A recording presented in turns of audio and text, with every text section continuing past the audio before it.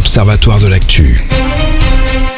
Chaque mois, nous recevons un observateur politique qui vient nous donner son point de vue sur l'actualité. Et notre invité ce soir est Yves Tréhard. Vous êtes le rédacteur en chef adjoint du Figaro. Merci d'avoir accepté notre invitation. Yves Tréhard, quel est le sujet d'actualité politique qui vous a marqué le mois de décembre ? Bonsoir. Écoutez, le sujet d'actualité politique qui m'a marqué au mois de décembre, c'est toujours et encore l'actualité des retraites, parce que finalement, toute la vie politique française tourne autour de cela, de savoir si cette réforme qui consiste à demander aux Français de travailler plus longtemps, va faire exploser la marmite. On sait que la France est un pays chatouilleux, un pays volontiers gueulard, un pays qui aime se révolter. On va voir si maintenant ça sera le cas avec cette réforme des retraites. Donc ça a été un événement marquant du mois de décembre. Après, les autres événements marquants, c'est que on s'est aperçu que dans le paysage politique français, les partis politiques, précisément, changeaient de tête. Il y a des nouvelles têtes à la France insoumise qui se font jour, avec Manuel Bompard, et puis des histoires de violence conjugale, qui ont mis de côté des prétendants qui pouvaient être des favoris dans la succession à Jean-Luc Mélenchon. Il y a Éric Ciotti qui a été élu pour diriger le parti des Républicains. Est-ce qu'il va le sauver? Ça, c'est la grande question. Personne ne le sait, parce que le parti des Républicains, est en bien mauvaise posture. La droite a été happée d'un côté par le Rassemblement national et puis de l'autre côté par Emmanuel Macron. Le Rassemblement national, précisément, s'est donné aussi un nouveau patron en la personne de Jordan Bardella, qui a remplacé et qui a succédé à Madame Le Pen, Marine Le Pen, qui elle veut se consacrer pleinement à l'élection présidentielle, semble-t-il, alors qu'elle avait dit il n'y a pas très longtemps d'ailleurs que c'était pas certain qu'elle se présenterait à l'élection de 2027. Donc vous voyez, il y a eu un peu de renouvellement dans la classe politique, et ça va continuer d'ailleurs au mois de janvier avec le Parti socialiste. Est-ce que Olivier Faure, qui dirige le Parti socialiste, va réussir à continuer, va réussir à garder son poste? C'est pas évident. Alors là, je vous parle de gens, d'ailleurs, de noms. Je vous cite des noms.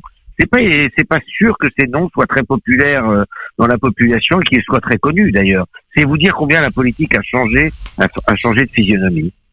Yves Tréhard, quelle est pour vous la personnalité politique qui a été au top au mois de décembre? La personnalité qui a été au top au mois de décembre, c'est probablement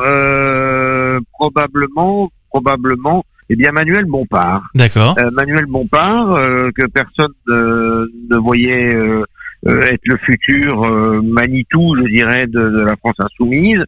Il y a évidemment Jean-Luc Mélenchon est toujours là, mais Manuel Bompard succède donc à Adrien Quatennens, qui est obligé de se mettre de côté, et Emmanuel Bompard qui a fait un peu le ménage à l'intérieur d'ailleurs de la France insoumise, contre toute attente, des noms connus et des visages connus, comme Clémentine Autain, comme Éric Coquerel, ont été écartés de la direction de la France insoumise, et on voit que c'est lui qui règne en maître après, il faut pas l'oublier, après évidemment Jean-Luc Mélenchon, parce que rien de ce qu'il n'a fait n'a été fait sans l'accord de Jean-Luc Mélenchon. Évidemment. Et Yves Tréhard, à qui est-ce que vous adresseriez un flop, du coup, pour ce mois de décembre? Puisque là, on a vu votre top, Manuel Bompard. Ouais. Et maintenant, votre flop, c'est qui?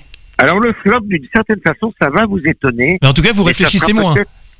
Mais ça sera peut-être Sandrine Rousseau, parce que D'accord. Vous savez qu'il y a eu un renouvellement aussi chez les Verts, Europe Écologie Les Verts, et donc c'est Marine Tondelier qui est arrivée en tête de l'élection pour diriger ce parti, cette formation, et tout le monde s'attendait à ce que Sandrine Rousseau, qui a été je dirais, qui a pas mal animé quand même la politique en 2022, que sa candidate arrive en tête des trois candidats qui figuraient pour prendre la direction et pour succéder à Julien Bayou. Finalement non, Sandrine Rousseau n'a pas du tout été suivie par les militants, et c'est Marine Tondelier donc qui prend la succession de Julien Bayou. C'est une femme déterminée, mais une espèce de modus vivendi entre Yannick Jadot, qui lui prône une écologie de gouvernement, et Sandrine et Madame Rousseau, qui elle veut carrément procéder à une rupture par rapport à tout ce qui a été fait chez les écologistes jusqu'à présent. Et Yves Tréhard, très rapidement, quelle est pour vous la personnalité politique qu'on doit surveiller cette année ? Eh bien, je dirais que la personnalité politique qu'on doit surveiller, c'est probablement quand même Jordan Bardella, qui est un très jeune homme dans une fonction importante, puisque si on regarde bien, c'est quand même lui qui dirige le plus grand parti après la majorité présidentielle, le plus grand parti de l'Assemblée nationale, le Rassemblement national, et il est qu'on aime ou qu'on n'aime pas, qu'on approuve ou qu'on n'approuve pas, il arrive quand même à tirer son épingle du jeu, à se distinguer du reste de la troupe. Yves Tréhard, merci d'avoir accepté notre invitation. Je rappelle que vous êtes journaliste et rédacteur en chef adjoint du journal Le Figaro. Merci d'avoir commenté l'actualité politique. L'Observatoire de l'actu.